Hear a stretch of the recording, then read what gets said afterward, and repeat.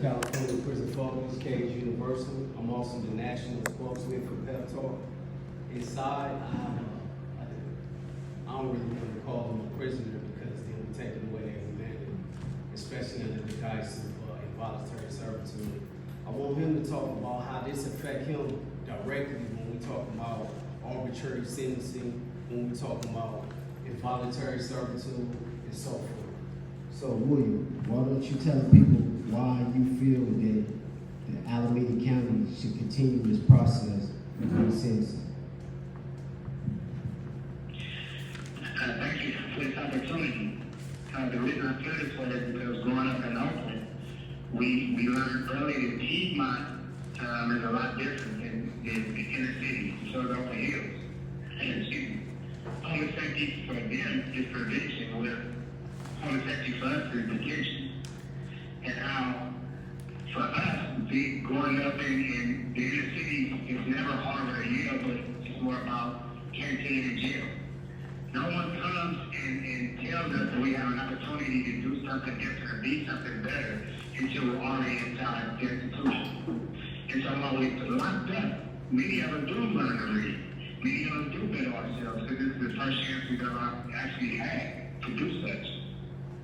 And it's sad because while the discussion is about resentencing, most of the people that need resentencing are black and brown brothers. Whereas a report that I'm reading right here says how our state led the nation in 2019 the 956 white supremacist incidents. The gang allegations, etc., are overwhelmingly disproportionate against people of color. So I could go into my personal story, but I want to make sure the floor is open. All I do want to say from a personal state is even my own judge was removed from the bench for being biased and racist, and I can't even get my own discovery right now. It's an uphill battle for someone that knows the law to demand it for us that don't. And so the last thing I want to say is to Ms. Pamela Price, and now I speak for all general population prisoners around here, it's white, black, brown, green, lavender, our greatest regret if we didn't stand with them, we didn't know enough. We didn't have our families and friends go beat the street the way we needed to, and for that we deeply apologize. And whenever we can do to make that right, we'll never regret it. Thank you for your time. Power on. So I just want to make this last statement. It's kind of long-winded, but I just want to stipulate something old for the old souls that have been around, because I feel like we still enduring the same fight, asking for freedom for the people that have been subjected to decades of mass incarceration. We want true freedom from cell block to city block for all black, brown, and oppressed people now held in U.S. federal, state, county, city, and military prisons. Persons charged with so-called crimes under the laws of this county shouldn't be subjected to ongoing racial injustice. Once the incarcerated person discovered that they have been unlawfully convicted and are sentenced to long-term imprisonment based upon an arbitrary policy and procedure, they should have a second chance to not only modify their sentence, but to be able to present exculpatory evidence to overturn their conviction.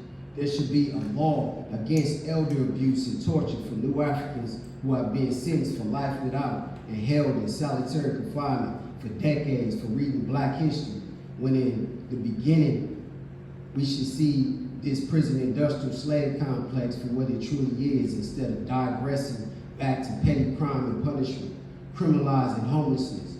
When we know that the root of crime is poor education, inadequate health care, and defunding programs, resources to prevent crimes and to stabilize dysfunctional households.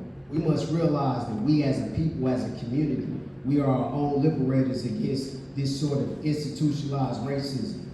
We must ask you, the community, to consider to go inside the Solano State Prison so you can talk with Pep Talk, a nonprofit organization controlled by the inmates themselves who believe that no one is beyond redemption. So if you believe in second chances, if you believe in public safety, get involved with the people that's been involved from day one. Pamela Price and other people.